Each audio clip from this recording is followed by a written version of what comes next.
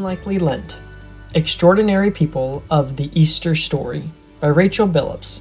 This is Chapter 5, Unlikely Courage, The Women at the Cross, pages 83 through 96.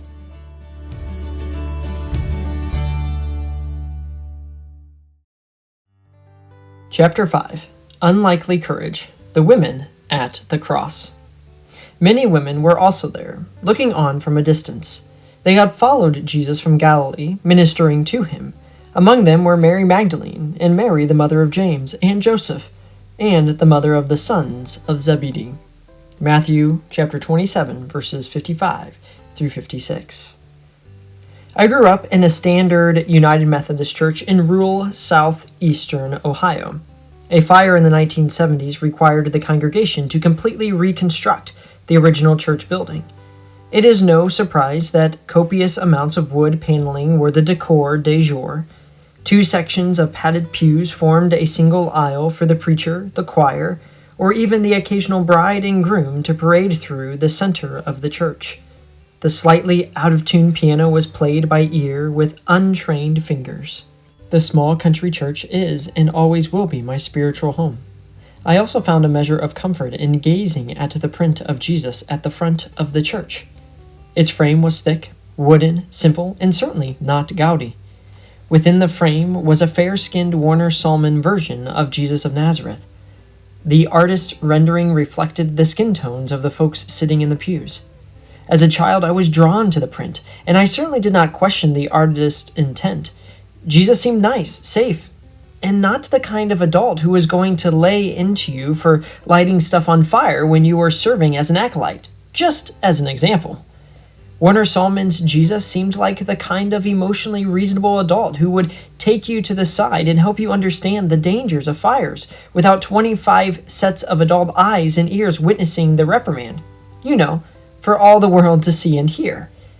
And about the time I ventured off to college, some leaders in the church decided to replace that print of Jesus with a gold cross. True confessions? I hated it at first because I love images of Jesus. Art speaks to me, no matter the medium, but I did not love that metallic change. Of course, I love change, as long as change is my idea. When other people decide to make changes without my input, I struggle. Perhaps you have had this experience a time or two in your life as well.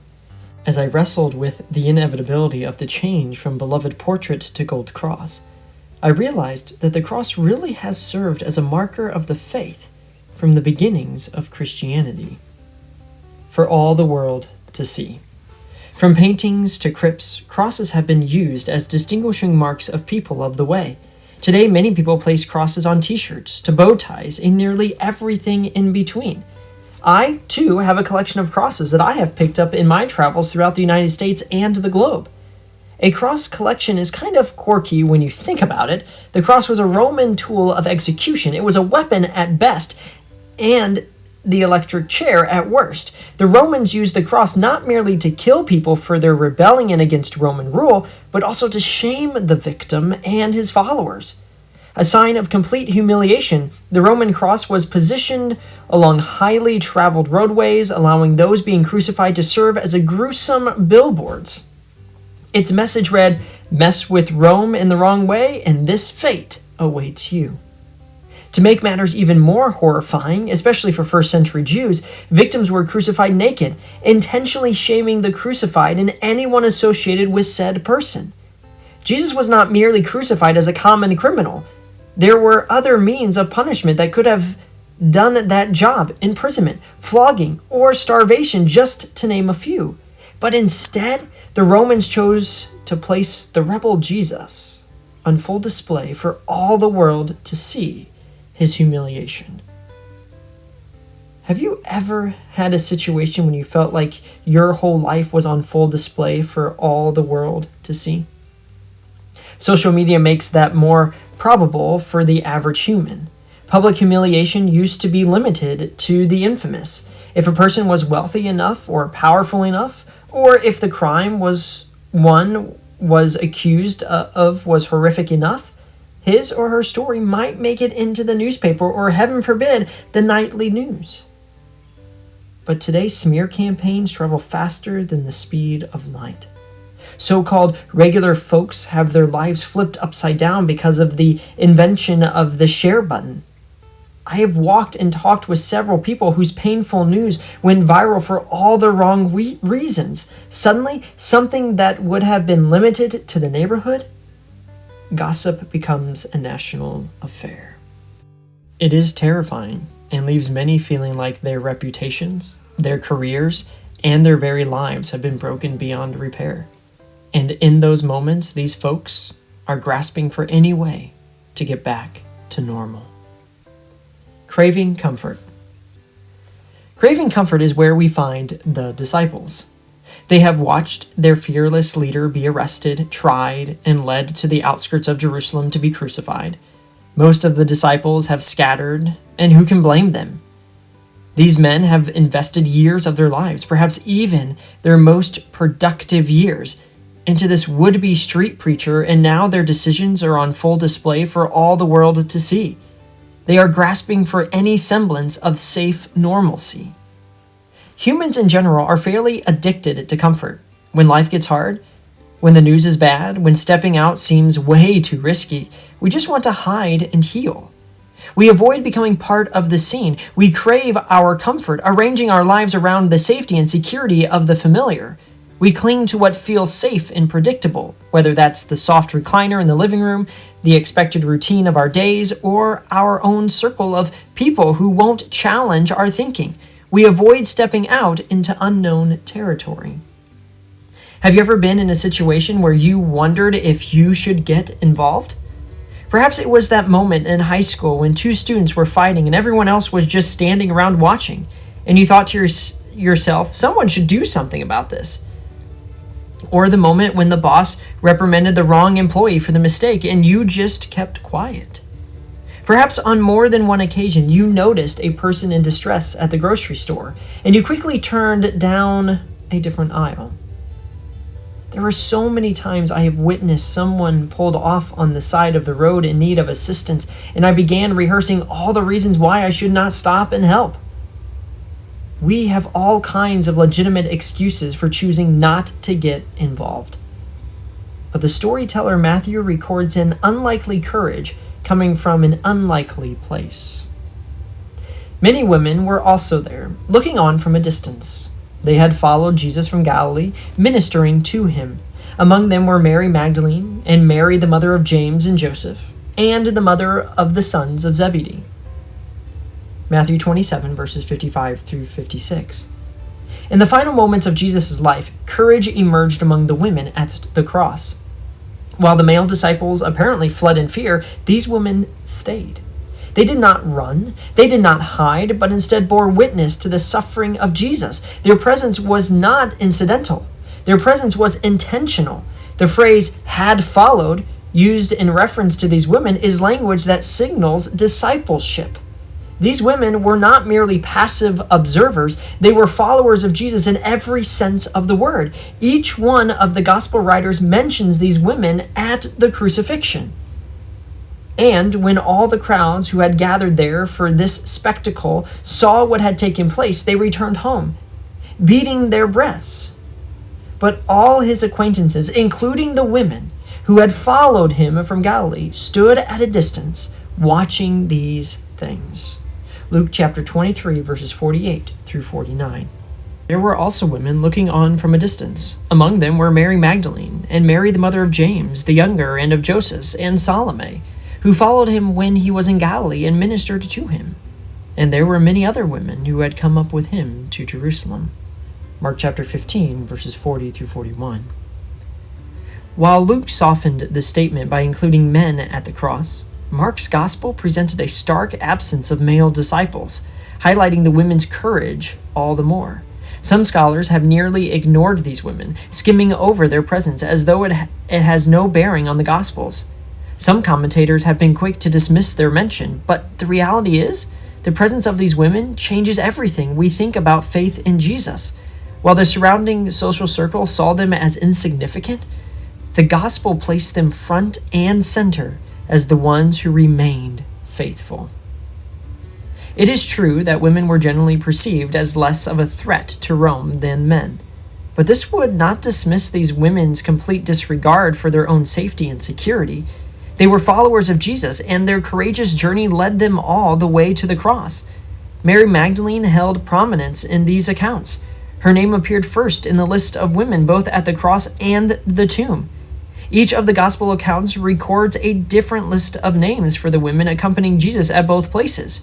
Could there have been dozens of women hanging around Jesus? Did someone not pen the correct list? Or perhaps, over the hours of witnessing from this form of capital punishment, from the hammering of that first nail up through Jesus' final breath, might these women have set up an entire rotation, a brigade of care for the moments that Jesus needed them the most? A brigade of faith-filled women is not a stretch for me to imagine. I have experienced numerous groups of women who rallied around folks in need, from meal trains during a season of loss to an entire list of caregivers when a child goes through a major health crisis. Women have a way of organizing themselves to get stuff done. As an extreme extrovert, I knew I would need people around me. Although I had grandparents eager to help, they would not be able to be by my side while making my way through the first few months of my eldest child's life.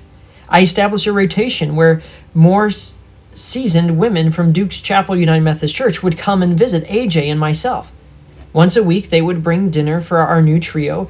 They always stayed to hold the new baby. This group of women were strong members of what was then known as the United Methodist Women's Group in our church. Today, United Women in Faith have a long history of caring for those in need. It all began in 1869 when a group of 8 women in Boston decided to step out in faith. There was an urgent need to help women in India with health care and education. From these 8 women, the Methodist Women's Foreign Missionary Society was established. These women of faith began a ministry that would focus on women, children, education, and advocacy. I can still remember the library that the United Methodist Women at Duke's Chapel formed to keep the entire congregation educated, particularly when it came to human suffering and social justice. It was no wonder I loved talking with these women. They did more than talk about faith in Jesus. They lived faith out. When needs arose in the community, they met those needs. Whether it was visiting their seminary intern after the birth of her first child, or throwing a birthday party for kids at the local homeless shelter, these women were eager to use their gifts and talents to serve Jesus and people. If you have been part of a faith community for any length of time, perhaps you, too, have experienced the care of a group of women ready to serve you in your time of need. I could share numerous stories of women stepping up and out in faith to ensure people are cared for and they have what they need. Certainly, my experience in the church also has included men who have made meals, baked cookies, and even offered to care for my children in times of need. And yet, I have discovered that women continue to have a knack for organizing themselves, especially when life is really challenging. There were also women looking on from a distance. Among them were Mary Magdalene and Mary, the mother of James, and the younger, and of Joseph, and Salome, who followed him when he was in Galilee and ministered to him. And there were many other women who had come up with him to Jerusalem. Mark 15, verses 40 through 41. Who were these women at the cross? And why were they present?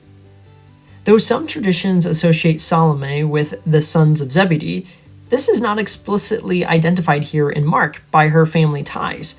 Why? Mark's description of Salome was such a contrast to how women were often referenced in patriarchal genealogies. The gospel writer recognized her for who she was, not for whose wife or mother she might have been. I want to hover over this for a moment. Mark was saying here that Salome, a disciple of Jesus, was someone who cared for Jesus and his traveling ministry while he was in Jerusalem. I have grown particularly fond of the television series The Chosen. Although creator and co-writer Dallas Jenkins takes artistic liberties in the film and emphasizes particular aspects of Christian theology that I do not agree with, Overall, the portrayal of Jesus and the disciples is beautiful.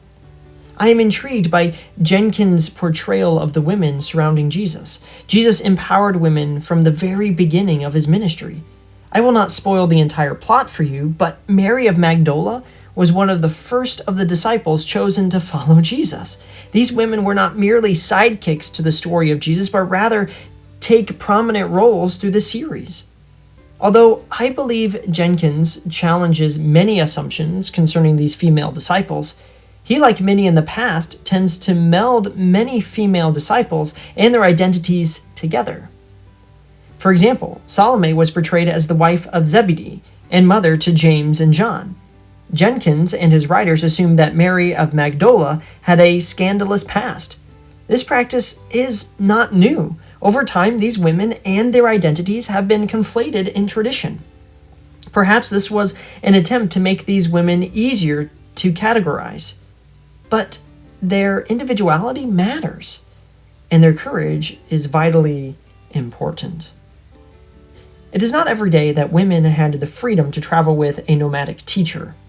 Women, particularly those of childbearing age, would have been expected to attend to domestic life. It seemed odd, perhaps even shocking, that some of these women would have been publicly supporting Jesus and his ministry. Jesus championed women. We live in a time and culture, particularly those in the United States, where Christian nationalists are questioning the role of women in the church. Recently, I listened to a clip from a podcast where a group of Christian nationalist podcasters were advocating for the United States government to seize the property of churches who ordain women as clergy and display pride flags. As an ordained elder of the United Methodist Church, this kind of rhetoric is alarming, but not surprising. For centuries, Christians have debated the presence and role of women in the church. There is a rise of complementarian theology, particularly among Christian nationalists. Complementarian theology, in its simplest form, is an understanding of God's creation of women, and their purpose is to support, that is, to complement men in the world. Therefore, women are relegated to domestic life and the raising of children and families. The conversation has become mainstream. We witness this understanding of men and women play out in moments of public discourse. For example, Kansas City Chiefs kicker Harrison Butker made such remarks in his commencement address at Benedictine College. In front of young graduates with bright futures ahead, he said to the women graduating, "Some of you may go on to lead successful careers in the world, but I would venture to guess that the majority of you are most excited about your marriage and the children you will bring into this world." His words hit a nerve. For some listening, Butker's remarks felt like a throwback to a world where women's worth was tied to the home and men's to leadership. And for others, his remarks reflected the kind of traditional values they want to preserve. But Jesus did not limit women in the way that Butker was prescribing. Jesus championed women and men to live into the full, vibrant picture of God's calling. Jesus certainly did not box women into their domestic roles, but rather Jesus unleashed them to lead, serve, create, and live out a calling that was bigger than any societal role. Jesus opened many doors of possibility for women. He championed the Samaritan woman at the well, empowering her to be his first evangelist. Many Samaritans from that city believed in him because of the woman's testimony. "He told me everything I have ever done." So when the Samaritans came to him, they asked him to stay with them, and he stayed there 2 days. John chapter 4, verses 39 through 40.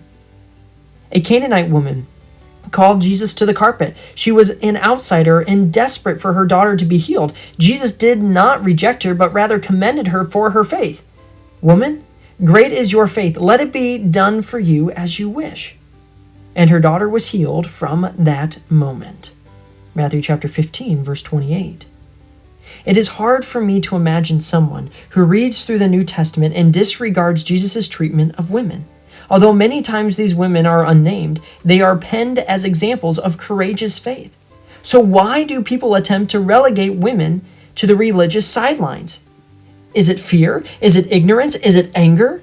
I firmly believe when we limit the role of women in the church, we limit the roles of everyone in the church. In contrast to complementarian theology is egalitarian theology. Egalitarian theology, I believe, is the heartbeat of the gospel. It is the belief that every single person is created equal in value, dignity, and worth before God. From the very beginning, God's story shows us this truth, that every human reflects the imago Dei, the image of God. So God created humans in his image. In the image of God, he created them, male and female. He created them. Genesis chapter 1, verse 27. We are made in the image of God. Imago Dei is not a spiritual soundbite. It is a declaration that cuts through every human-made boundary. No matter where you come from, who you are, or how the world tries to categorize you, you carry the divine imprint of God's creativity and purpose. Women matter to God because all human beings matter to God. Have you ever had an experience where someone attempted to limit your participation in the church? Perhaps it was because of where you grew up, your family of origin, your race, your primary language, or any other limiting factor. I call these moments in our lives limitation prophecies. They are moments in our lives when others have said, you can't, you shouldn't, and you won't. These limitation prophecies have real consequences to the way we perceive ourselves and others. Many people of all genders have grown up limiting their role in the church because of what someone has said about their identity. And I challenge our perception of that reality, considering Jesus' empowerment of women. His interaction is not merely about the women. He was breaking down barriers and giving us a fuller picture of the kingdom of God. Perhaps it is time for us to reevaluate the limits we have placed on ourselves or others. What would it look like for you to reimagine faith and faithfulness in light of Jesus' treatment of women? What persons or even groups of people have you placed outside of the grace of God? Could it be that Jesus is calling you to erase the lines and break down the barriers you've drawn and held so dear?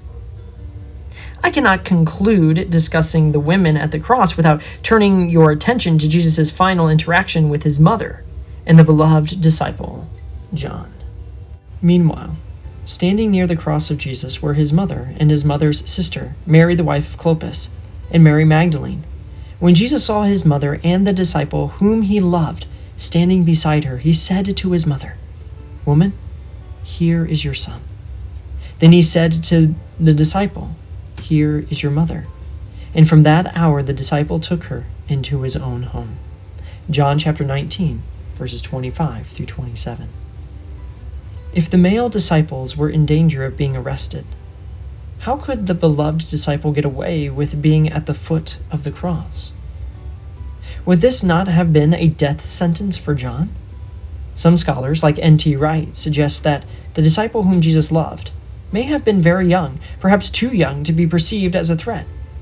Imagine with me the beloved is actually a teenager, and although he was eager to follow Jesus, he had not yet grown a beard. Could it be that he had not hit a growth spurt? What if his youthfulness kept him out of trouble?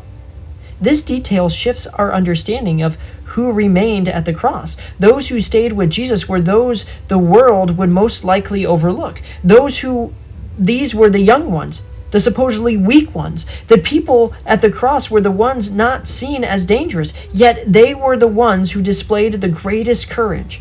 Even when the surrounding culture dismissed them, these were the ones who refused to turn away. They stood firm in love, in grief, and in faith. In a moment where fear consumed even the strongest of men, it was chiefly the young ones and the women who remained. Their courage, their devotion, and their discipleship stand as a testimony that God often works through the unlikely. While history may try to forget them, especially the women, the gospel does not, and neither should we. Perhaps this is a faith that was not rooted in position or in power, but deeply rooted in relationship.